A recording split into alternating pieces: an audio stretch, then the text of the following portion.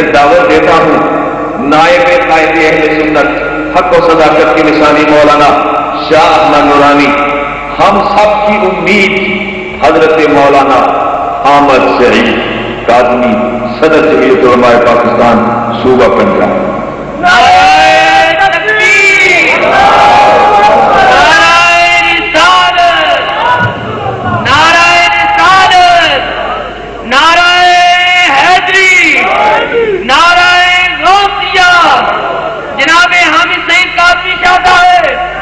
جناب حامد سعید کاظمی چاہتا ہے، جگر گوشے غزالی دورہ جناب صدر جمعیت علماء پاکستان صوبہ پنجاب جناب حامد سعید کاظمی چاہتا ہے۔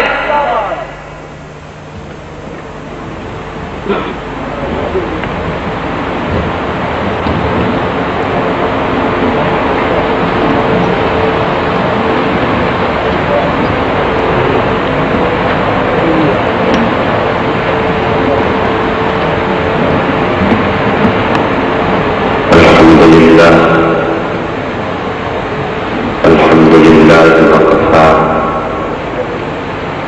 والسلام على عباده الذين اصطفى إن الله وملائكته يصلون على النبي يا أيها الذين آمنوا صلوا عليه وسلموا تسليما اللهم صل وسلم على سيدنا ومولانا محمد وعلى آل سيدنا ومولانا محمد قد ضاقت حيلتي أدركني يا رسول الله أما بعد فأعوذ بالله من الشيطان الرجيم بسم الله الرحمن الرحيم ألا إن أولياء الله لا خوف عليهم ولا هم يحزنون الذين آمنوا وكانوا يتقون صدق الله مولانا العلي العظيم وصدق رسوله النبي الأمين ونحن على ذلك لمن الشاهدين والشاكرين والحمد لله رب العالمين۔ صدر محفل، میر مجلس اور دیگر علماء اہل سنت، مشائخ کرام، معزز و مکرم حاضرین محفل،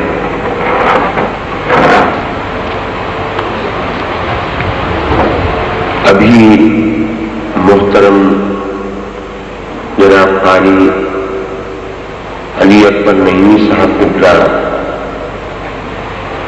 چند لمحات کے اندر صدیوں کی داستان سمیٹ رہے تھے۔ میں ان کے جذبات کے لیے بے حد شکر گزار ہوں، اور جناب والا نہ بکنے اور نہ جھکنے کی بات جہاں تک ہے تو جس کو کوئی خریدنے والا ہو، جس کی کوئی بولی لگانے والا ہو، وہ فخر سے کہہ سکتا ہے کہ میں نہیں بکا، اور جس کو کسی نے پوچھا ہی نہ ہو، جس کو گھاس ہی نہ ڈالی ہو، اور اس کے بارے میں یہ بلند بانگ دعوے کیے جائیں کہ وہ نہیں بکتا، تو ظاہر ہے کہ یہ مذہب خیز سی بات ہے۔ یہ اللہ کا کرم ہے کہ اس کے محبوب علیہ الصلوۃ والسلام کی محبت نے ہم جیسے پتھروں کو بھی دشمنوں کی آنکھوں میں نگینے بنا دیا ہے، اور کچھ یہ بھی ہے کہ قحط الرجال کا سماں ہے۔ اردو کے مشہور انشائیہ نگار مختار مسعود نے اپنی کتاب آواز دوست میں لکھا تھا کہ مرگ انبوں کا جشن ہو تو قحط، حیات بے مصرف کا ماتم ہو تو قحط الرجال، ایک سما حشر کا، دوسرا محض حشرات الارض کا۔ بہرحال آج صورت یہ ہے کہ بے شک لوگ تو بے شمار نظر آتے ہیں، لیکن ان میں ایسا شخص، اس بھیڑ میں، اس ہجوم میں کوئی ایسا شخص جس سے عقیدتوں اور محبتوں کے رشتے جوڑے جا سکے، وہ خال خال دکھائی دیتا ہے۔ مجھ سے تقاضا کیا گیا کہ میں چند گزارشات پیش کروں اولیاء کی عظمت و شان کے حوالے سے اور حضور غوث پاک رضی اللہ تعالی عنہ کی سیرت طیبہ کے پس منظر میں۔ جناب والا، واقعات بیان کر دینا بڑا آسان ہے، لیکن ان واقعات سے سبق اخذ کرنا اور پھر ان پر عمل کا راستہ اختیار کرنا اصل اہمیت اس چیز کی ہے۔ حضور غوث پاک رضی اللہ تعالیٰ عنہ کی ولادت باسعادت سے پہلے آپ کے والد گرامی کا قصہ وہ بڑے جوش و خروش سے، بڑی آن بان سے مقررین اور واعظین بیان فرماتے ہیں کہ کس طرح آپ محو سفر تھے اور بھوک سے مغلوب ہو کر ندی میں بہتا ہوا سیب کھا لیا، اور کھانے کے بعد خیال آیا کہ اس پر میرا حق نہ تھا، تو یہ مجھے اس کے مالک سے جب تک بخشواؤں نہیں، یہ میرے لیے لقمہ حلال نہ ہوگا۔ اب وہ پانی کی سمت میں چلتے ہیں اور جب پھلوں سے لدے ہوئے باغ تک پہنچتے ہیں اور یقین ہوتا ہے کہ وہ پھل اسی باغ سے ٹوٹا تھا، اس باغ کے مالک تک پہنچتے ہیں اور اس سے اس سیب کھانے کی اجازت اور معافی طلب کرتے ہیں، تو وہ بھی مردم شناس شخص ہے۔ وہ کہتا ہے کہ معافی ایسے نہیں ملے گی، یہاں محنت کرو، یہاں مزدوری کرو، یہاں مشقت کرو۔ ہم میں سے کوئی ہوتا تو وہاں پہ چلتا بنتا کہ جناب ایک سیب ہی تو کھایا ہے، کون سی آفت ٹوٹ پڑی ہے، اور آپ کہتے ہیں یہاں بیٹھ کے مزدوری کرو اور یہاں زندگی بتاؤ، یہ اپنے بس کی بات نہیں ہے۔ لیکن وہ تو حضور غوث پاک کے والد محترم ہیں۔ یہ سارا واقعہ آپ کا سنا ہوا کہ کس طرح اس باغ کے مالک نے شرط رکھی، اپنی بیٹی سے شادی کی، نکاح کی۔ وہ بیٹی جو لولی ہے، وہ جو لنگڑی ہے، وہ جو گونگی ہے، وہ جو بہری ہے، وہ جو اندھی ہے، وہ جو تمام ان خرابیوں اور خامیوں سے متصف ہے۔ اور جب حجرہ عروسی میں وہ دولہا جاتا ہے اور دیکھتا ہے کہ اس عورت، اس لڑکی کے اندر، وہ دلہن کے اندر تو کوئی ایسی خامی، کوئی ایسی خرابی نہیں، کوئی شائبہ تک نہیں، وہ تو حسن و جمال کا مرقع ہے، یہ ماجرا کیا ہے؟ گھبرا کر واپس پلٹتے ہیں تو پتہ چلتا ہے کہ لولی اس لیے ہے کہ اس نے شریعت کی اور رب کی مرضی کے خلاف کوئی کام کیا نہیں ہے۔ لنگڑی اس لیے ہے کہ گھر سے باہر اپنے باپ اور رب کی مرضی کے خلاف قدم نکالا نہیں ہے۔ گونگی اس لیے ہے کہ اس کی آواز کسی نامحرم نے سنی نہیں ہے۔ بہری اس لیے ہے کہ کوئی نامناسب کلمہ اس کے کان میں پڑا نہیں ہے۔ تو جناب والا، یہ واقعہ تو ہم بیان کر دیتے ہیں اور پھر نعرے بھی لگاتے ہیں، حضور غوث پاک کی عظمت پہ سر بھی دھوتے ہیں، لیکن ذرا اس بات کو اس چیز سے کمپیئر کیجئے کہ آج لوگ آتے ہیں، پریشان حال آتے ہیں، دکھی دلوں کے ساتھ آتے ہیں، اور ہم لوگوں کے سامنے تو سب لوگ آ کے اپنا دل کھول کے بیٹھ جاتے ہیں نا، جو بھی حالت ظاہر ہے اس کا نقشہ کھینچ کے سامنے رکھ دیتے ہیں، کہتے ہیں کہ حضرت دعا کیجئے، اولاد نافرمان ہو گئی ہے، وہ میرے کہے میں نہیں ہے، وہ غلط راستوں پہ چل پڑی ہے، وہ سیدھے راستے پہ نہیں، وہ مسجد کی طرف نہیں جاتی، اس کا رخ کسی اور طرف ہے، زاویہ نظر کچھ اور ہے، مشغولیات کچھ اور ہے، تفریح کے عناصر کچھ اور ہے۔ باپ بیچارہ دکھی دل کے ساتھ یہ رونا رو رہا ہے، اس کی سفید داڑھی آنسوؤں سے بھری ہے، لیکن اس وقت یہ پوچھنے کو جی تو چاہتا ہے کہ اے شخص، آج جو اپنی اولاد کی بے راہ روی پہ آنسو بہا رہا ہے، یہ بتا کہ اس بچے کو لقمہ حلال کھلایا ہے یا نہیں کھلایا؟ اس کی رگوں میں جو خون دوڑتا ہے وہ کیسا لہو ہے، وہ کیسا خون ہے؟ اس کی پرورش کرنے والی ماں نے کیا خود نماز پڑھ کے اور قرآن مجید کی تلاوت کر کے اور پاکی ناپاکی کا لحاظ کر کے کیا بچے کو دودھ پلایا تھا؟ کیا اس کی پرورش کرتے ہوئے تم نے جائز ناجائز کا فرق رکھا تھا؟ جب تم اس کو پروان چڑھا رہے تھے تو کیا تم نے رب کے فرامین کو ملحوظ رکھا تھا؟ ارے جب اس بچے نے پہلی گالی دی تھی تو تم نے ڈانٹنے کی بجائے مٹھائیاں بانٹی تھی اور خوش ہو کر لوگوں کو بتایا تھا آج میرے بیٹے نے گالی دی ہے، کل گالی پہ خوش ہوتے تھے، آج ناراض کیوں ہوتے ہو؟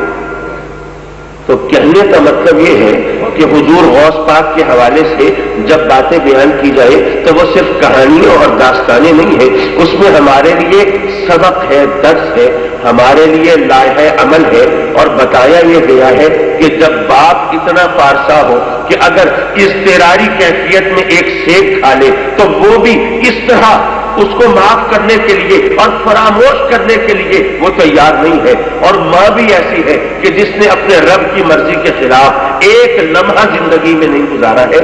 جب ماں اور باپ ایسے ہوں تو بچے پھر ایسے ہوا کرتے ہیں، اور اگر ماں باپ ہم جیسے ہوں تو پھر ہر وقت گلہ اور شکایت لبوں پہ رہتی ہے، اور خطرات اور اندیشے ہمارے ذہنوں پہ یلغار کیے رکھتے ہیں۔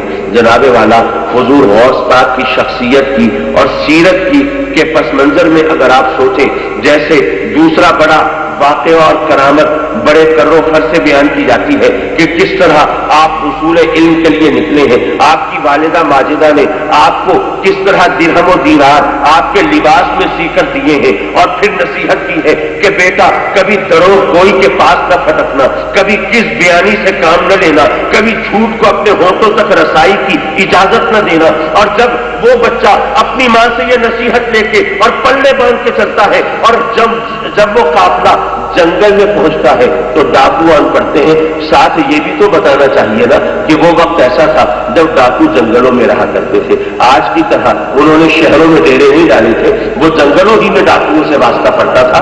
بہرحال وہ قافلہ جنگل میں پہنچتا ہے، ڈاکو آتے ہیں، لوٹ مار کرتے ہیں، اب وہ بچہ ہے، اس گمان تو یہ ہے اس کے پلے تو کچھ نہیں ہوگا نا، لیکن ویسے کوئی روا روی میں پوچھ لیتا ہے بھائی تمہارے پاس کچھ ہے؟ ہاں جی 40 دینار ہے، میرے لباس میں سلے ہیں۔ وہ اس کو مذاق سمجھ کے، ایک لطیفہ سمجھ کے اپنے سردار کے پاس لے جاتا ہے، آئیے سردار صاحب ذرا اس کا لطیفہ سنیے۔ پوچھتے ہیں کیا ہے؟ کہتا ہے 40 دینار ہے۔ کہاں ہے؟ لباس میں سلے ہیں۔ اگر اتنا چھپانا تھا تو پھر بیان کیا کرنا تھا؟ یہ تو لطیفہ ہے نا، یہ تو محض خود بیانی ہے۔ وہ جب تلاشی لی جاتی ہے وہ 40 دینار نکل آتے ہیں اور بتایا، اور حضور غوث پاک سے جب پوچھا جاتا ہے کہ جب حفاظت کا اتنا اہتمام تھا تو لٹیروں اور ڈاکوؤں کے سامنے بیان کیوں کیا؟ تو فرمایا کہ میری ماں کا حکم تھا کہ جھوٹ نہ بولنا۔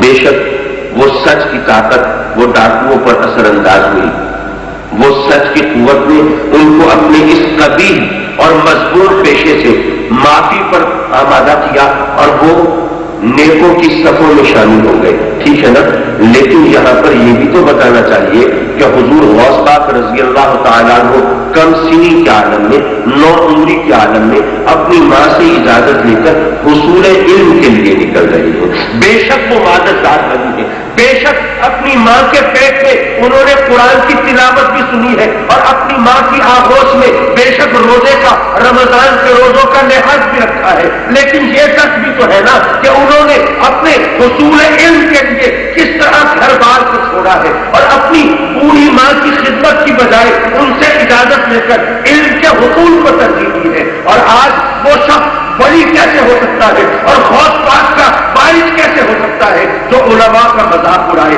اور کہے کہ یہ تو عالم لوگ ہیں، یہ مولوی لوگ ہیں، ان کی باتیں یہ جانے، ہم پیر لوگ ہیں، ہماری بات اور ہے۔ حضور غوث پاک نے یہ بتایا ہے کہ وہ حصول علم کے لیے جا رہے ہیں، یہ بھی تو بتانے کی ضرورت ہے جناب والا۔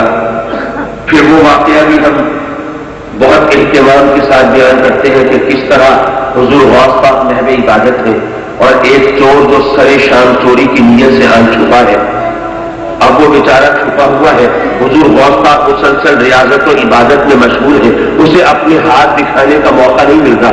इतने में खबर आई है कि फलां इलाके का अब्दाल वो दुनिया से रुखसत हुआ, अब उसकी जगह खाली है, वहां पर किसी वली की तायनाती मकसूद है, वहां पर पोस्टिंग होनी है किसी वली की। हुजूर गौस पाक उस चोर को कान से पकड़कर उठाते हैं और उस पर निगाह करम फरमाते हैं और उसको मनसबे विलायत सौंप कर उस इलाके की तरफ रवाना फरमाते हैं। लेकिन हमारे लोगों ने यह करामत बयान कर करके हमारे आवाम का मिजाज ये बना दिया, लोग समझते हैं वली बनने से पहले चोर बनना जरूरी है। जनाबे वाला, ये तो एक्सेप्शन है ना, ये तो मुस्तस्नियात है, ये तो हुजूर गौस पाक की एक खास करामत है। लेकिन औलिया की सफों में जरा नजर डालो, ऐसे लोग कितने हैं जो पहले इस रास्ते पर थे और फिर इस मकाम पर पहुंचे। अरे अक्सरियत तो उनकी है ना जिन्होंने बचपन से वही रास्ता इख्तियार किया, हलाल हराम का फर्क भी किया, जायज नाजायज में तमीज भी की, खुदा से लौ भी लगाई, उसके नाम की माला भी जपी, उसकी दहलीज पर जबी साई भी की, उसकी मर्जियात का लिहाज भी रखा, उसके अहकाम की तामील भी की और फिर रफ्ता रफ्ता उम्र गुजरती गई, फिर कहीं जाकर मकाम विलायत पर फाइट हुए। अक्सरियत तो ऐसे लोगों की है ना।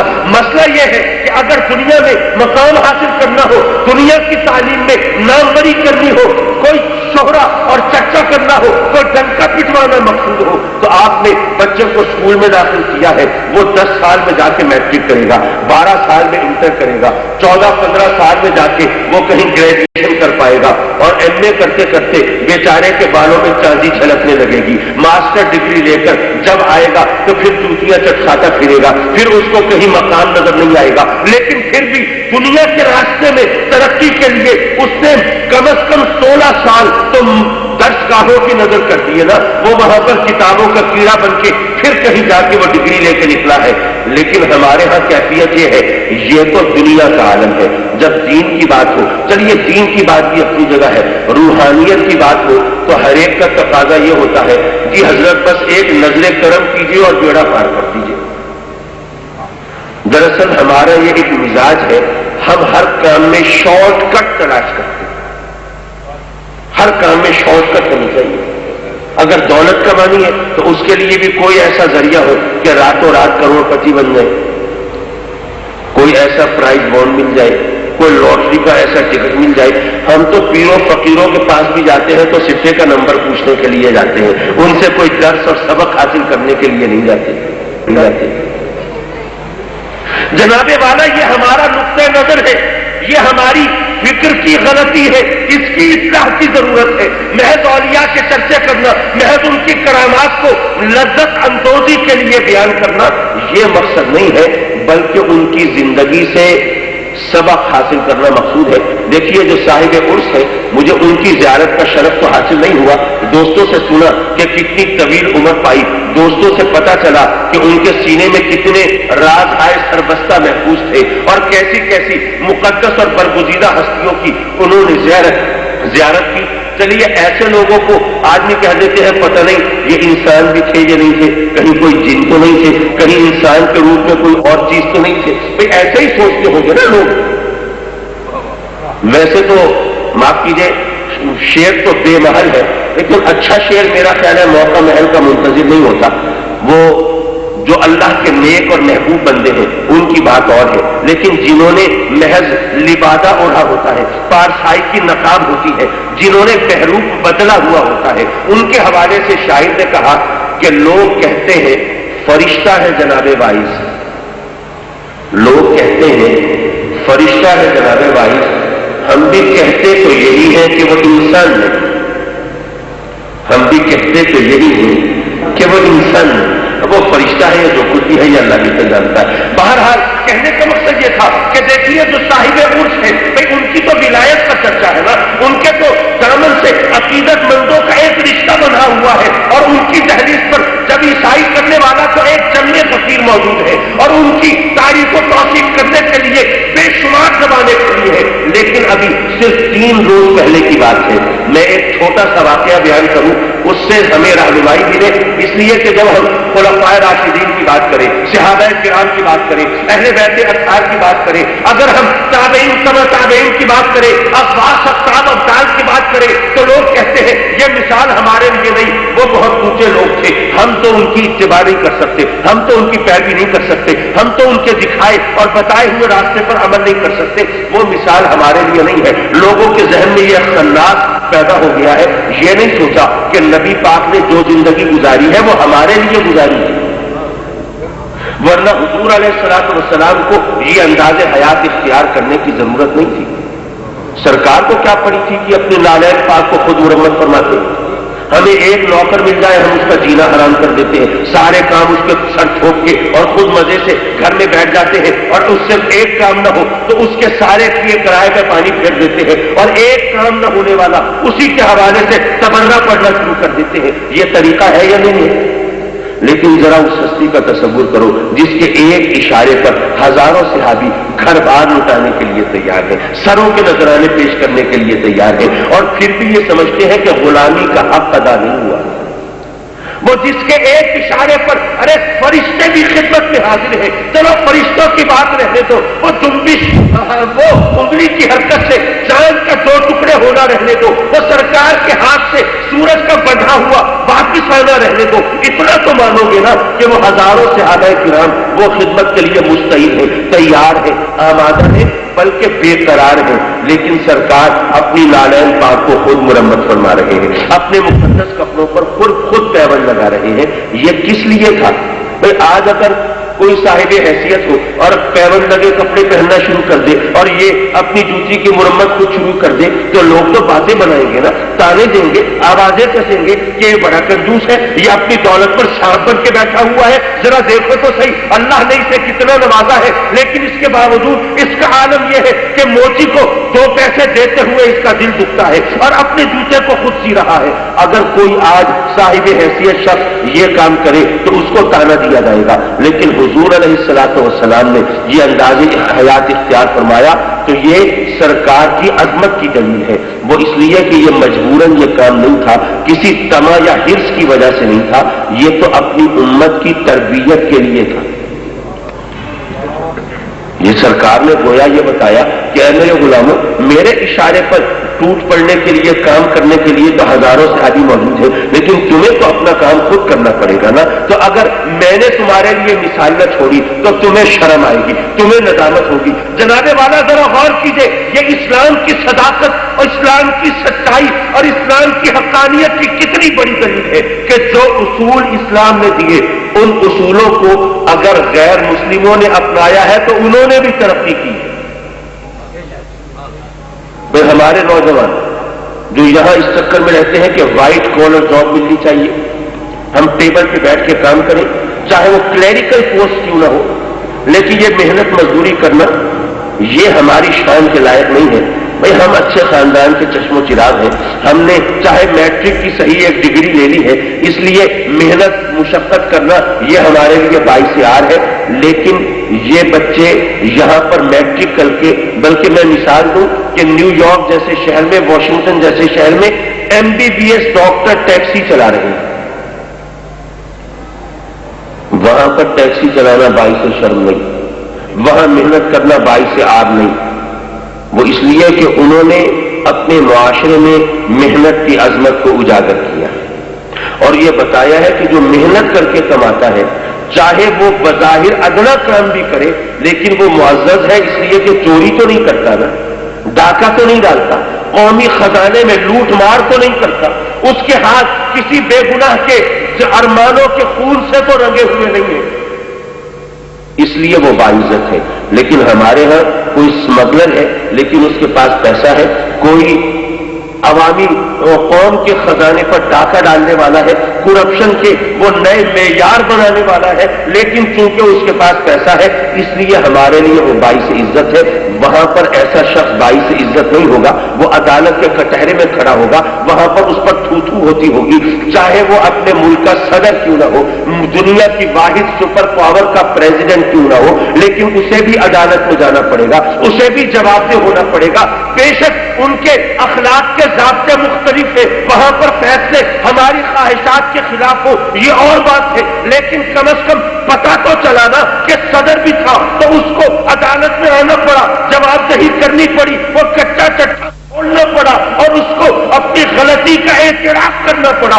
یہاں پر تو عالم یہ ہے کہ جو وزیر اعظم کی بات تو دور کی بات ہے، ایک کونسلر اگر کوئی ظلم کر دے تو اس کو عدالت پہ کھینچنا ایک عذاب ہے، اس کو بلانا مشکل ہے، یہ کسی بڑے آدمی کی ناک کا بال ہے، اس کو بھلا کیسے ایک عام آدمی اور ملزم کی حیثیت سے ٹریٹ کیا جا سکتا ہے؟ حضور والا بات دور نکل گئی۔ میں سے ریاض کرنا چاہتا تھا کہ اسلام نے جو اصول چھوڑے تھے وہ جب غیر مسلموں نے اپنائے انہوں نے ترقی کی۔ مثال کے طور پر آپ دیکھیے، آپ نے مجھے یہاں اس محفل میں دعوت دی، یہاں پر مجھے تو فرمایا بعد از عشاء وقت ہے، ویسے تو بعد از عشاء اب بھی ہے، ظاہر فجر نہیں ہوئی، جب تک فجر نہ ہو بعد از عشاء چل رہی ہے، لیکن گمان یہ ہوتا ہے کہ عشاء کے بعد کے وقت سے مراد یہ ہے کہ 8:30 اور 9 بجے کا وقت ہوگا۔ اگر 8:30 9 بجے میں آ جاتا تو منتظمین پریشان ہوتے، میں حیران ہوتا۔ ایسا ہی ہے نا، آپ کسی دوست کو بلا دیں، مثلا آپ نے شادی کی، اب تو خیر شادی میں وہ کھانے وانے پہ پابندی ہے، لیکن اس کے باوجود پابندی ہونے کے باوجود آپ نے شادی کارڈ پہ 7 بجے کا بلاوا لکھا، 7 بجے کوئی آ جائے تو اسے میزبان نظر نہیں آتے، اسے پوچھنا پڑتا ہے میں غلط جگہ پہ تو نہیں آ گیا؟ ابھی تو کرسیوں اور شامیانوں کا چکر ہے، ابھی تو یہاں پر کسی شادی کا کوئی سنگن نظر نہیں آتی۔ پتہ یہ چلا کہ ہم کسی کو بلائیں تو گھنٹہ 1.5 گھنٹہ لیٹ ہونا it is well in time, وہ تو بالکل بر وقت آیا ہے نا، ٹھیک ہے نا، بلکہ بیفور ٹائم آ گیا ہے، قبل از وقت آ گیا ہے۔ لیکن اگر آپ کسی گورے کو بلائیں تو آپ کو خیال ہوگا نا کہ صحیح وقت پہ آ جائے گا، 8 بجے بلایا ہے تو 8 بجے وہ یہاں موجود ہوگا، ہمیں دھیان رکھنا چاہیے۔ ایسا ہے یا نہیں ہے؟ جب بھی ہم کسی کو وقت بتائیں پوچھتا ہے جی پاکستانی وقت بتا رہے ہیں یا انگریزی وقت بتا رہے ہیں؟ حالانکہ کیا آپ یہ جانتے ہیں کہ دنیا کے تمام مذاہب میں وقت کی پابندی کا جو احساس اسلام نے دلایا ہے وہ تو کسی اور مذہب نے نہیں دلایا۔ تم نے نماز پڑھنی ہے تو خاص وقت پہ پڑھنی ہے، روزہ رکھنا ہے تو خاص وقت پہ رکھنا ہے، کھولنا ہے تو خاص وقت پہ کھولنا ہے، ارے حج ادا کرنا ہے تو خاص ایام میں کرنا ہے، اور وہاں پر بھی وقت کا خاص لحاظ رکھنا ہے۔ شیطان کو کنکریاں مارنے کے لیے وقت کی قید موجود ہے، اور اگر اس وقت میں تم یہ فریضہ سر انجام نہ دے سکے دم لازم آ جائے گا۔ اگر عرفات سے تم غروب آفتاب سے پہلے چل پڑے تو دم لازم آ جائے گا۔ یہ وقت کی تمام پابندی، یہ احترام، یہ احساس، یہ تو اسلام نے دیا ہے نا، دنیا کے کسی اور مذہب نے نہیں دیا، اسلام نے تو دیا ہے، لیکن مسلمانوں نے اس کو فراموش کر دیا ہے۔ تو قصور اسلام کا نہیں ہے، قصور مسلمانوں کا ہے۔ بتانا یہ چاہ رہا تھا کہ اسلام نے تو ہمیں اصول دیے۔ آج ابھی کچھ عرصہ پہلے انگلینڈ میں تھا، لوگ کہتے ہیں جناب آپ پاکستان سے آئے ہیں، کہتے ہیں وہ اسلام کا قلعہ ہے، اس کا مطلب کیا ہے؟ وہ تو لا الہ الا اللہ ہے، وہ تو آفاقی ریاست ہے، وہ تو نظریاتی مملکت ہے، وہ تو محض اللہ رسول کے فرامین کو نافذ کرنے کے لیے مارز وجود میں آئی تھی۔ لیکن آپ ذرا اپنے پاکستان کا عالم دیکھیے، وہاں بھوک ہے، وہاں بے روزگاری ہے، وہاں مہنگائی ہے، وہاں ظلم و ستم ہے، وہاں بدعنوانی ہے، وہاں انسان کو کوئی پوچھتا نہیں، کسی شریف آدمی کی پگڑی اچھال دینا تو کوئی بات ہی نہیں ہے۔ جبکہ ہمارے ملک میں آئیے، یہاں پر دیکھیے، یہ انگریزوں کا ملک ہے، یہ کافروں کا ملک ہے، یہ غیر مسلموں کا ملک ہے، وہ لوگ جو جہنم کا ایندھن بننے والے ہیں یہ ان کا ملک ہے۔ لیکن دیکھیے اگر کوئی بے روزگار ہے اسے ان ایمپلائمنٹ الاؤنس ملے گا، اگر بچہ پیدا ہوا ہے پیدا ہوتے ہی اس کا وظیفہ مقرر کر دیا جاتا ہے، اگر کوئی بے گھر ہے تو اسے گھر دینا یہ حکومت کا درد سر ہے، اگر کوئی بیمار ہوا ہے اس کا علاج کرانا یہ سرکار کی ذمہ داری ہے۔ پتہ یہ چلا کہ وہاں پر یہ تمام کام حکومت نے اپنے ذمہ لیے ہوئے ہیں، لیکن ہمارا عادت یہ ہے کہ یہاں پر اگر کوئی بے روزگار ہے وہ بیچارہ بھوکا مر جائے اس کی ذمہ داری قبول کرنے کے لیے کوئی تیار نہیں ہے۔ ایسا ہے یا نہیں؟ اب لوگ ہمیں الزام دیں تو ہم کیا جواب دیں؟ ظاہر ہے یہی کہیں گے کہ اے لوگوں یاد رکھو، ذرا تاریخ کے اوراق پلٹو، اپنے ماضی میں جھانک کر دیکھو۔ میں اسلام کی تاریخ کی بات نہیں کر رہا، میں مسلمانوں کی تاریخ کی بات نہیں کر رہا، انسانیت کی تاریخ میں سب سے پہلی فلاحی ریاست کا تصور اسلام نے دیا۔ اسلام سے پہلے فلاحی ریاست کا کوئی تصور نہیں تھا، اسلام سے پہلے قوانین اور ضابطوں کا کوئی ویسا تصور نہیں تھا۔ اس سے پہلے تو جو بادشاہ نے، حاکم وقت نے قوم کے سردار نے جو کہہ دیا وہی قانون ہے، جو کہہ دیا وہی ضابطہ ہے، ٹھیک ہے نا؟ لیکن یہ تصور اسلام نے دیا کہ ضابطہ اور قانون ایسی چیز ہے جس کے سامنے حاکم بھی جواب دہ ہے. اگر کوئی وہ قانون کی خلاف ورزی کرے تو اسے بھی عدالت میں آنا پڑے گا، اسے بھی قاضی کے سامنے اپنے فعل کی وضاحت کرنی پڑے گی. جو آج ہم تعریف امریکہ کی کر رہے ہیں کہ وہاں پہ بل کلنٹن نے یہ طرز عمل اختیار کیا، یہ تو آج کی بات ہے جب انسانیت ترقی کر رہی ہے، جب تہذیب اپنے عروج پر ہے، جب ستاروں پر کمندیں ڈالی جا رہی ہیں، جب چاند پر فتح و نصرت کے پھریرے لہرائے جا رہے ہیں. آج کے ترقی یافتہ دور میں اگر ایک صدر کو مواخذے کی تحریک کا سامنا ہو، اس کی واہ ہے، اس کے ڈنکے پیٹے جا رہے ہیں. لیکن ذرا سوچو وہ معاشرہ، وہ جو جہالت کا، جاہلیت کا معاشرہ تھا، اس معاشرے کے اندر بھی اتنی تمیز اور اتنا شعور سرور کونین نے پیدا کر دیا تھا کہ حاکم وقت بھی وہاں قاضی کی عدالت میں جواب دہ ہوتا تھا. وہ بات کرے تو وہ قصے کہانیوں کی بات ہے، ان کی بات کرے تو وہ ہمارے تصور و خیال سے ماورا ہے. میں یہ عرض کر رہا تھا، محض 4 دن پہلے میں تلمبا آپ جانتے ہوں گے، میاں چنو کے قریب ایک چھوٹا سا قصبہ ہے، وہاں پر میں تھا. ایک چہلم کی تقریب میں تھا. چہلم کس کا تھا؟ کسی MLA MP کا نہیں تھا، کسی سردار کا وڈیرے کا نہیں تھا، کسی صاحب اختیار، کسی صاحب اقتدار کا نہیں تھا. وہ چہلم تھا ایک پکوڑے بیچنے والے شخص کا. اس کا کوئی بیٹا بھی نہیں، کوئی اولاد بھی نہیں. اب جس کا بیٹا نہ ہو، جس کی اولاد نہ ہو، اس کو کون پوچھتا ہے؟ بھائی وہ تو ایک رسم نبھانے والی بات ہوتی ہے نا. پڑوسی ہمسائے جو ہے وہ بھی احسان جتا رہے ہوتے ہیں. میت اٹھا کے اگر قبرستان میں دفنائے تو ساری زندگی کے لیے اس کی بیوہ پہ احسان ہو گیا، ہم نے تمہارے شوہر کی میت کو ٹھکانے لگایا تھا، اسے مٹی دی تھی. لیکن میں دیکھ کے حیران کہ اتنا بڑا مجمع، سارا شہر انڈا ہوا ہے. وہ چہلم ہے. کسی بڑے سردار کا، کسی وڈیرے کا بھی ایسا چہلم نہیں ہوگا. اور ہر آنکھ اشکبار ہے اور ہر زبان جو ہے وہ تعریف میں کھلی ہوئی ہے. یہ ماجرا کیا ہے؟ بھئی یہ کون شخص تھا؟ پکوڑے بیچنے والا تھا. تو یہ اہتمام کیوں ہے؟ یہ چرچا کیوں ہے؟ یہ ہر آنکھ سے آنسو کیوں ٹپکتا ہے؟ ہر زبان اس کی تعریف میں کیوں کھلتی ہے؟ پتا چلا کہ وہ شخص بے شک پکوڑے بیچتا تھا، لیکن اس میں ایک صفت یہ تھی کہ وہ نعت خوان بھی تھا. اور نعت خوان تھا، نعت گو تھا. اور نعت پڑھنے کے بعد اس کو جو ہدیہ، جو نذرانہ ملتا تھا، وہ اس کو علیحدہ ایک گلے میں ڈال دیتا تھا. سارا سال علیحدہ گلے میں ڈالتا رہتا تھا. جب ربیع الاول کا مہینہ شروع ہوتا تھا تو وہ گلہ کھولتا تھا. اس میں جتنی رقم نکلتی تھی اس میں اتنی رقم اپنے پاس سے ملاتا تھا اور پھر میلاد شریف کی محفل سجاتا تھا. نعرہ تکبیر، نعرہ رسالت، نعرہ رسالت، نعرہ حیدری، نعرہ غوثیہ، محفل میلاد مصطفیٰ زندہ باد. محفل میلاد مناتا تھا انہی پیسوں سے. ان میں اتنے پیسے اپنے پلے سے ڈال کے پکوڑے بیچتا ہے. اگر کوئی غیر مسلم، کوئی عیسائی اگر اس سے پکوڑے خریدنے کے لیے آیا، اس نے پکوڑے بیچنے سے انکار نہیں کیا، پکوڑے بیچے اس کے ہاتھ. لیکن اس سے جو پیسے لیے وہ اپنے عام گلے میں نہیں ڈالے، وہ علیحدہ رکھے. اب ان کا وہ کیا کرتا تھا یہ کسی کو نہیں پتا.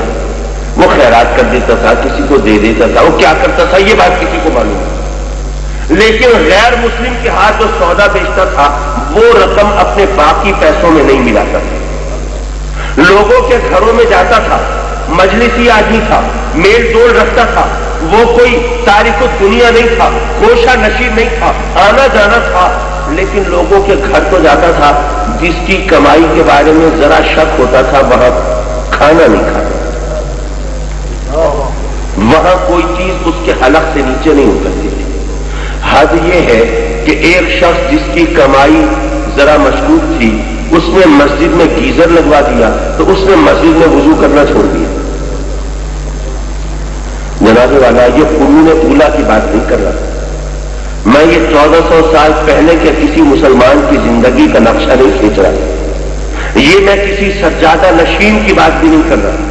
کسی پیر طریقت کی بات بھی نہیں کر رہا، کسی شیخ الحدیث اور شیخ القرآن کی بات بھی نہیں کر رہا، میں کسی مجتہد اور مجدد کی بات بھی نہیں کر رہا، میں تو ایک پکوڑے فروش کی بات کر رہا ہوں۔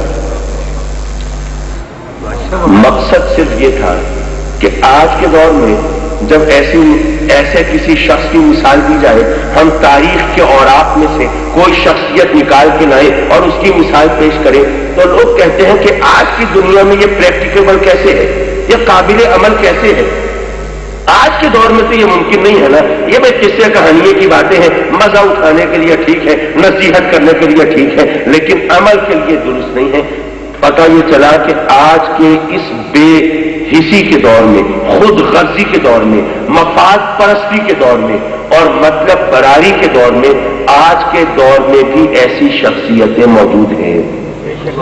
اور پھر یہ کہ اللہ تبارک و تعالیٰ نے یہ بھی دکھایا کہ اگر یہ ایسا نہ ہوتا تو ایک پکوڑے بیچنے والا اس کی اولاد بھی ہوتی، لیکن ضروری تو نہیں کہ اس کا اس طرح نیک نامی ہوتی، اس کا چرچا ہوتا، لوگ اس طرح اس کی یاد میں تڑپتے اور یاد کر کر کے آنسو بہاتے۔ یہ سارا صدقہ ہے اس کی پارسائی کا، نیکی کا، سرکار کی نعت خوانی کا، اور صرف وہ نعت اس کی زبان سے ادا نہیں ہوتی تھی، وہ دل کی گہرائیوں سے نکلتی تھی۔ جناب والا، میں نے یہ تمام گفتگو جو کی، یہ دراصل آپ کو عمل پر ابھارنے کے لیے کی، اس لیے کہ واعظ نصیحت کر دینا بہت آسان ہے، لیکن عمل کے راستے پر چلنا یہ بڑا دشوار ہے۔ آج لوگ ہم سے پوچھتے ہیں نا، اب وہ چونکہ وہ ایک کلی پھندنا لگ گیا مجھے جمعیت علماء پاکستان کے حوالے سے، تو اب لوگوں کی زبانیں بھی زیادہ کھل گئی، پوچھنے لگے جناب بتائیے آپ کے پاس کیا نظام ہے، آپ کے موجودہ ملک کے جو مسائل ہیں، یہ معاشی تباہی ہے، یہ اقتصادی بدحالی ہے، یہ بے روزگاری ہے، یہ مہنگائی ہے، یہ خود سوزیاں ہیں، یہ خودکشیاں ہیں، یہ تمام صورتحال ہے، اس کا مداوع آپ کے پاس کیا ہے؟ آپ کے پاس کوئی معاشی نظام ہے؟ یہاں پر خوشحالی کا دور دورہ کرنے کے لیے آپ کے پاس کوئی چیز ہے؟ میں نے کہا کہ بھائی بڑی سیدھی سی بات ہے، میں صرف جذباتیت سے بات نہیں کرتا، میں دلیل سے بات کرتا ہوں۔ جس ماحول میں، جس وقت میں، جس خطے میں حضور علیہ الصلوۃ والسلام جلوہ فگر ہوئے، وہ علاقہ کوئی بہت زرخیز علاقہ تھا، بہت کھیتی باڑی ہوتی تھی، فصلیں لہلاتی تھی، وہاں پر پانی کے بڑے چشمے بہتے تھے، وہاں پر بڑے شاندار باغات ہوا کرتے تھے۔ ایسا سلسلہ نہیں تھا۔ پتہ یہ چلا زراعت تھی بھی صحیح تو بہت تھوڑی اور محدود پیمانے پہ، وہ کھجوروں کے باغات تک، وہ بھی محدود علاقے میں، ایسے ہی ہے۔ اچھا وہ علاقہ ایسے، بھائی ٹھیک ہے آج وہاں سے سیال سونا نکلتا ہے، تیل نکلتا ہے، لیکن اس وقت تو وہاں پر معدنیات کا بھی کوئی ایسا سلسلہ نہیں تھا۔ پتہ یہ چلا کہ معدنی دولت بھی نہیں، زراعت کا سلسلہ بھی نہیں، وہاں پر کوئی صنعت کاری، کوئی دستکاری کے کوئی ایسے نمونے بھی نہیں کہ جن کی وجہ سے تجارت ہو سکے، بزنس پروان چڑھ سکے، ایسا سلسلہ بھی نہیں۔ یہ باتیں وہ ہیں جو ایک بچہ بھی جانتا ہے، میں سمجھتا ہوں ایک مسلمان بچہ، کہ حضور علیہ الصلوۃ والسلام نے جس ماحول میں آنکھ کھولی، جس جگہ پر آنکھ کھولی، وہاں پر خوشحالی نہیں ہے، وہاں غربت ہے، وہاں بھوک ہے، وہاں تندرستی ہے۔ وہ ماحول ایسا ہے جہاں پر دو وقت جس کو پیٹ بھر کے کھانے کو مل جائے اس کا شمار خوش نصیبوں اور خوش حالوں میں ہوتا ہے، ایسا ہے یا نہیں؟ خود حضور علیہ الصلوۃ والسلام نے شکم مبارک پر پتھر باندھے یا نہیں؟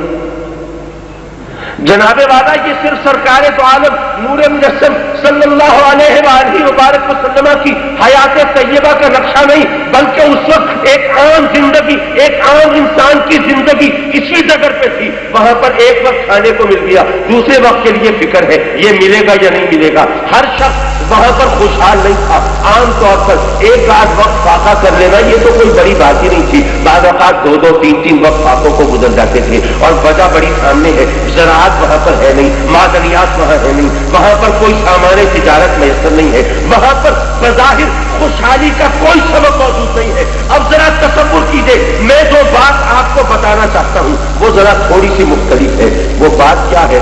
ماحول وہی ہے، جگہ وہی ہے، قوم وہی ہے، وہی قوم ہے جس نے نبی پاک صلی اللہ علیہ وسلم نے شکم مبارک پہ پتھر باندھ کے دکھائے ہیں، وہی قوم ہے جو فاقہ کشی کرتی رہی ہے، وہی قوم ہے جس میں انسانوں کو پیٹ بھرنے کے لیے روٹی نہیں ملتی تھی، لیکن چند سال گزرنے کے بعد جب انہوں نے اپنے نبی کے نظام کو اپنایا ہے، نبی کی تعلیمات کو اپنایا ہے اور نبی کے دیے ہوئے جوش اور جذبے کو اپنایا ہے، تو چند سال کے بعد عالم یہ ہے کہ وہی وہ قوم جس کے اندر انسانوں کو پیٹ بھرنے کے لیے روٹی نہیں ملتی تھی، اسی قوم کا سردار کھڑے ہو کر اعلان کرتا ہے کہ آج اگر ایک جانور بھی، کتا بھی دجلہ و فرات کے کنارے بھوکا مر جائے تو میں اس کا ذمہ دار ہوں۔ یہ کیسا انقلاب ہے؟ کل تک انسانوں کو پیٹ بھر کے روٹی نہیں ملتی تھی، آج کتے کے بھوکے مرنے پر وہ اس قوم کا سردار وہ ذمہ داری قبول کر رہا ہے۔ یہ خوشحالی، یہ فراغت، یہ خدا کی رحمتوں کا نزول یہ کیسے ہوا ہے؟ یہ اس نظام کی برکت ہے، یہ اس جوش اور اس جذبے کی برکت ہے جو نبی کریم صلی اللہ علیہ وسلم نے عطا فرمایا تھا۔ اور آج ہم مسلمان ہو کر لوگوں سے پوچھتے ہیں کہ اگر امریکہ نے ورلڈ بینک نے قرضہ نہ دیا تو ہمارا کیا بنے گا؟ جناب والا، یہ کمزور ایمان کی بات ہے۔ ممکن ہے آپ کہیں کہ یہ شخص یہ محض فینیٹک ہے، یہ مذہبی جنونی ہے، یہ ایسی ناقابل یقین باتیں کرتا ہے جو آج کی دنیا میں کارآمد نہیں۔ ارے وہ باتیں جو خواب و خیال محسوس ہوتی تھی وہ مجسم ہو کر لوگوں کے سامنے آئی۔ نبی پر غیر متزلزل یقین رکھ کے تو دیکھو، جو انہوں نے راستہ دکھایا ہے اس پر چل کو تو دیکھو، جو جوش اور جذبہ انہوں نے عطا فرمایا ہے اسے اپنے سینے میں جگا کر تو دیکھو، اور جس منزل کا انہوں نے پتہ دیا ہے اس منزل کی طرف قدم بڑھا کر تو دیکھو، پھر دیکھو کہ خوشحالی تمہیں ملتی ہے یا نہیں، عزت ملتی ہے یا نہیں، مخالفوں اور دشمنوں پر تمہیں غلبہ ملتا ہے یا نہیں ملتا۔ تم عمل نہ کرو، نہ اسلام پر عمل کرو، نہ نبی کی تعلیمات کو اپناؤ، نہ اس جوش اور جذبے کو اپنے سینے میں جگہ دو، اور پھر کھڑے ہو کے کہو کہ ہمارے مسلمانوں کی جو تعلیمات ہے وہ قابل عمل نہیں۔ 1500 سال پہلے جو ماحول تھا آج تو وہ ماحول نہیں ہے نا۔ ایک پکوڑے بیچنے والا اگر اس ماحول کو زندہ کر سکتا ہے تو ہم کیوں نہیں کر سکتے؟ جناب والا، شاید یہ تمام باتیں ایسی ہیں جو سننے میں زیادہ دلکش نہ ہو، جو آپ کو آپ کی سماعت پر بوجھ محسوس ہو رہی ہو۔ آپ سوچ رہے ہو کہ وہ ہم نے تو بلایا تھا کہ حامد سعید کاظمی اپنی آواز کا جادو جگائے گا، ذرا حرف و صوت کے آہنگ سے ہمارے دل کو برمائے گا اور اس طرح ذرا تھوڑا وقت اچھا گزر جائے گا۔ یہ عجیب شخص ہے، یہ نصیحتیں لے کے بیٹھ گیا، یہ واز کرنے لگا۔ بھئی ہمیں تو تھوڑا سا وقت گزارنے کا بہانہ چاہیے تھا۔ حضور، اگر میں آپ کی توقعات پر پورا نہیں اترا اس کے لیے میں نادم ہوں، شرمندہ ہوں، لیکن ہم اہل سنت اگر بزرگوں کے آراز کو اپنے لیے راہ عمل کے تعین کا ذریعہ نہ بنائیں تو پھر یہ غیروں کے اعتراضات بھی درست ہیں۔ بھئی اعتراضات تو یہی ہے نا کہ تم نے عورتوں کو میلہ ٹھیلا بنا لیا، وقت گزارنے کا بہانہ بنا لیا، یہ تفریح کا ذریعہ بنا لیا، اور تم نے یہاں ہدایت کا راستہ اختیار نہیں کیا۔ یہ تمام حضور والا ایک چھوٹے چھوٹے مسائل، اور پھر ماشاءاللہ جو دوست لے کے آئے ہیں مجھے وہ خود ایک دیندار آدمی محسوس ہوتے ہیں۔ اب یہ مسائل جس کا نہ میرا بظاہر تقریر سے تعلق ہے نہ کچھ ہے، آپ نے ارشاد فرمایا، چلیے میں اس کا جو شخص عیسائیوں کے ساتھ کھائے پیے، مسلمانوں کے لیے کیا حکم ہے پرہیز کا؟ مہربانی ہوگی حضور والا، گزارش یہ ہے کہ عیسائیوں کے ساتھ کھانے پینے کے کئی درجے ہیں۔ ایک تو یہ ہے کہ آپ عیسائیوں کے گھر جائیں، ان کا پکایا ہوا کھانا، ان کے باورچی خانے میں پکا ہوا گوشت آپ تناول فرمائیں، یہ آپ کے لیے جائز نہیں ہے، یہ صحیح نہیں ہے، یہ درست نہیں ہے۔ لیکن اگر آپ اپنے پکائے ہوئے کھانے میں ان کی دلجوئی کے لیے ان کو اپنے ساتھ شامل کر لیں تو اس میں اسلامی نقطۂ نظر سے قباحت تو نہیں ہے۔ دراصل شریعت میں کوئی لمبی چوڑی فقہ کی بات، کتابوں کی بات نہیں کرتا، صرف بہار شریعت اٹھا کے دیکھ لیا کیجیے۔ کافر کے جھوٹے کا حکم کیا ہے؟ وہ ناجائز نہیں ہے، وہ حرام نہیں ہے، لیکن اچھا وہ شرعی حوالے سے اس طرح مکروہ بھی نہیں ہے، لیکن یہ وضاحت فرمائی کہ جس طرح اگر تمہارے سامنے گلاس کے اندر کسی کا تھوک پڑ جائے تو وہ پانی پینا اب وہ ناجائز یا حرام کا نہیں ہے، وہ وہ ناپاک تو نہیں ہوا، لیکن تمہاری طبیعت گوارا نہیں کرے گی کہ میں اس پانی کو پیوں۔ اگر کسی کھانے میں تمہاری ناک کی رطوبت گر جائے تو کوئی اس کھانے کو کوئی کھائے گا نہیں، اسے کراہت محسوس ہوگی۔ تو شریعت نے حکم دیا کہ جس طرح تھوک سے اور ناک کی رطوبت سے کراہت محسوس کرتے ہو نا، کافروں کے جھوٹے سے اس سے زیادہ کراہت محسوس کیا کرو۔ یہ کراہت کی بات ہے، یہ طبیعت کی بات ہے، یعنی اپنی طبیعت کو اسلام کے سانچے میں ڈھال لو، اپنی طبیعت کو، اپنے مزاج کو اسلام کے سانچے میں ڈھال لو۔ لیکن اگر ویسے حلال حرام کے حوالے سے پوچھو گے تو ظاہر ہے کہ میں ان کے ساتھ کھانے پینے کو ناجائز اور حرام نہیں کہہ سکتا، بشرطے کہ وہ کھانا حلال ہو۔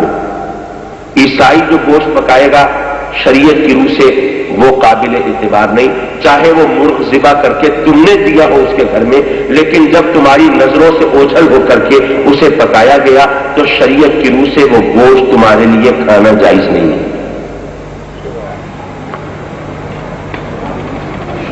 حضور والا، میں اپنی گفتگو کو سمیٹ رہا تھا اور آپ کی خدمت میں یہ عرض کر رہا تھا کہ اگر ہم اپنے اوپر چیک اینڈ بیلنس کی کیفیت رکھیں، اگر خود احتسابی کے عمل سے گزرے تو پھر ہمیں اغیار کی طرف سے کوئی پریشانی نہیں ہوگی۔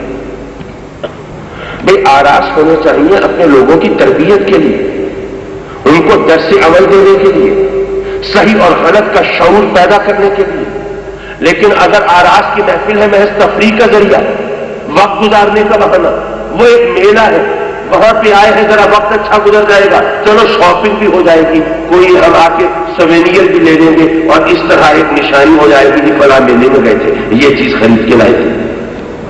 اگر یہ صورتحال ہے تو پھر اغیار کے ہمارے مخالفین کے اعتراضات ہم ان کا صحیح طور پر رد نہیں کر سکیں گے۔ لیکن صرف ایک آخری بات جو شاید میں نے پہلے بھی کہی ہو، لیکن تربیت کے لیے میں سمجھتا ہوں کہ مجھے شاید ہر محفل میں وہ بات کہنی چاہیے۔ ہم پر الزام ہے فرقہ واریت کا۔ دیکھیے یہ گفتگو چونکہ میری آخری موڑ پہ ہے تو اس سے پہلے ایک اعلان، بلکہ ایک اعلان اور ایک درخواست۔ اعلان تو یہ ہے کہ تقریر تو آپ بھول جائیں گے، تحریر باقی رہتی ہے۔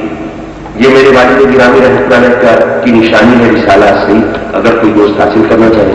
درخواست کیا ہے؟ 2 اپریل سن 2000 کب آئے گا؟ یہ ستمبر کی آخری تاریخ ہے آج۔ اکتوبر، نومبر، دسمبر، جنوری، فروری، مارچ، 6 مہینے گزرنے کے بعد جو 2 اپریل آئے گا اتوار کا دن ہے۔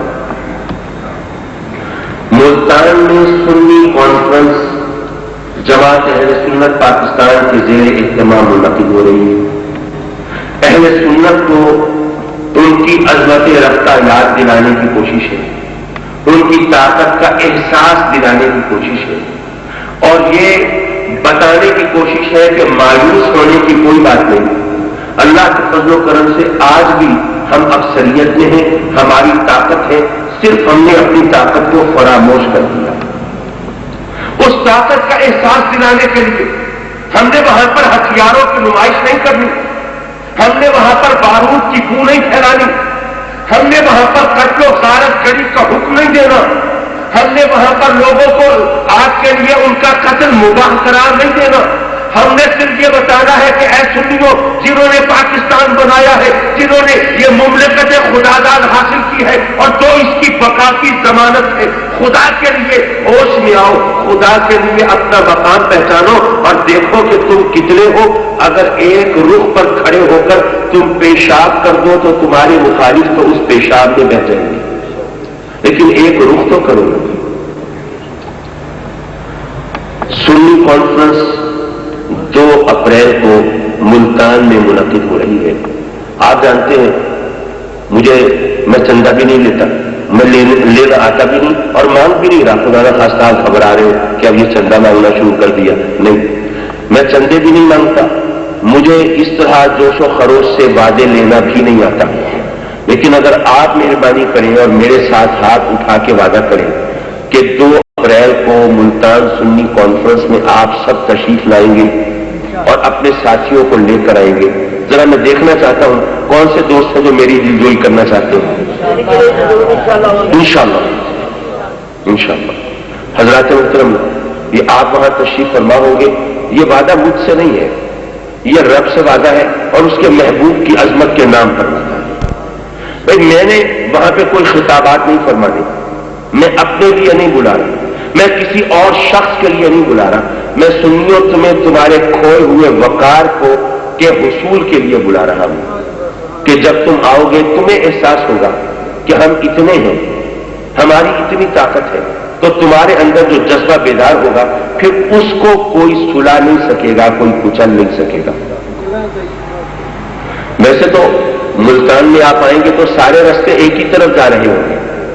جب آپ 2 اپریل کو تشریف لائیں گے تو سارے راستے ایک ہی طرف جا رہے ہوں گے، لیکن قلعے پر ملتان قلعے پر نیشنل اسٹیڈیم کے اندر یہ سنی کانفرنس منعقد ہوگی.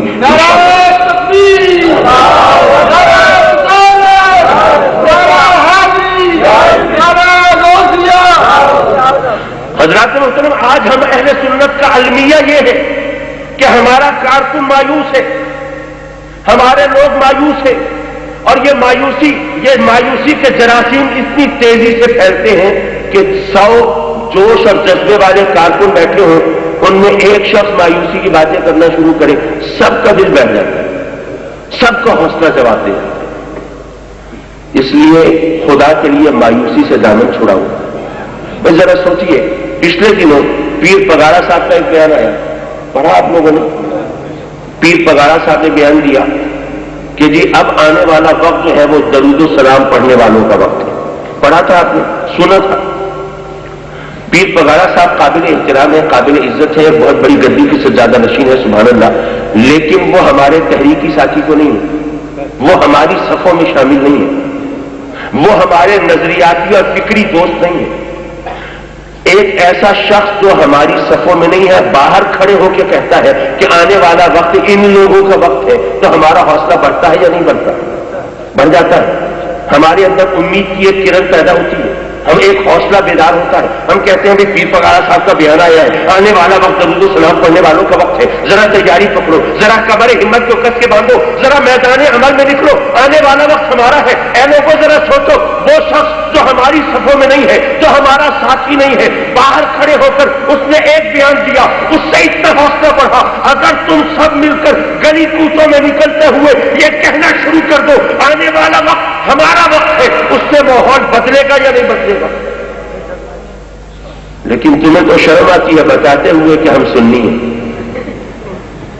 ہم تو گھبراتے ہیں یہ کہتے ہوئے کہ ہمارا تعلق اہل سنت سے ہے.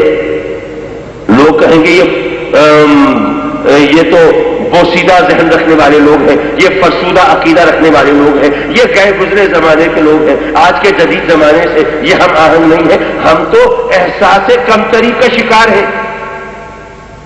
اگر اس محفل کے اندر جتنے لوگ بیٹھے ہیں، کل سے جس محفل میں بیٹھے، جن دوستوں سے ملے اور جہاں سے گزرے، وہاں یہ ذکر ہو آنے والا درود و سلام پڑھنے والوں کا ہے اور ہم نے تہیہ کر لیا ہے، اس منزل کو ہم نے حاصل کرنا ہے. ذرا دیکھو، دیکھتے دیکھتے ہوا کیسے بدلتی ہے، منظر کیسے بدلتا ہے، امنگیں کس طرح بیدار ہوتی ہے، حوصلے کس طرح جوان ہوتی ہے، اور ہماری منزل ہم سے کس طرح قریب ہوتی ہے. لیکن کچھ کرنا تو ہوگا نا. گھر میں بیٹھ کے دل چھوڑ دینا، اس کا تو کوئی فائدہ نہیں، اس سے وہ کچھ حاصل نہیں ہوگا. مجھے خدا کی ذات سے یقین ہے. ہم تو اللہ کو ماننے والے، اس کے رسول کو ماننے والے، خلفائے راشدین کو ماننے والے، اہل بیت اطہار کو ماننے والے، ازواج مطہرات کو ماننے والے، ہم تو اولیاء کرام کو ماننے والے، ہم تو سب کو مانتے ہیں، ہم تو کسی کا انکار نہیں کرتے. تو ہمارے لیے امید کے دروازے بند کیسے ہو سکتے ہیں؟ ہمارے لیے ترقی کے راستے بند کیسے ہو سکتے ہیں؟ اور ہمارے لیے خدا کے انعام اور اکرام کے راستے بند کیسے ہو سکتے ہیں؟ لیکن خدا کے لیے عمل کے راستے پر تو چلو، خدا کے لیے اس میدان میں قدم تو رکھو. ذرا سوچئے، آپ جتنے بھی ہیں، اگر آپ اپنے اپنے گھر پر وہ حضور علیہ الصلوۃ والسلام کے، نبی کریم صلی اللہ علیہ وسلم کے گنبد کا ایک جھنڈا لگا لیں،